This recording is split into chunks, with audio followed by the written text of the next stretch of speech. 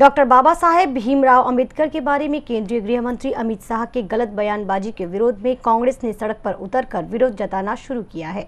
शुक्रवार को प्रदेश कांग्रेस की पहल पर सिलीगुड़ी में धिक्कार जुलूस निकाला गया। प्रदेश कांग्रेस के महासचिव सुवीन भौमिक के नेतृत्व में यह जुलूस जगदीश भवन से शुरू होकर हाशमी चौक में आकर समाप्त हुआ।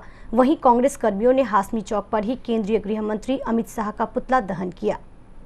गत 17 तारीखे राज्यसभाয় अमित शाह যে কুরুচিকর মন্তব্য করেছিল তার প্রতিবাদ জানাতে এবং গতকাল লোকসভায় যেভাবে রাহুল গান্ধীকে আক্রমণ করা হলো এবং ভারতবর্ষের বিভিন্ন কংগ্রেস দপ্তরে যেভাবে কংগ্রেস দপ্তরে পশ্চিমবঙ্গ প্রদেশ কংগ্রেসের দপ্তরে পাশাপাশি মহারাষ্ট্রের প্রদেশ কংগ্রেস দপ্তরে পাটনা প্রদেশ কংগ্রেস দপ্তরে বিভিন্ন জায়গায় বিজেপি খুব সুপরিকল্পিতভাবে যে আম্বেদকর সম্পর্কে অমিত শাহ যে মন্তব্য করেছে তা থেকে নজর এড়াতে এই রকম ঘটনাগুলো ঘটাচ্ছে।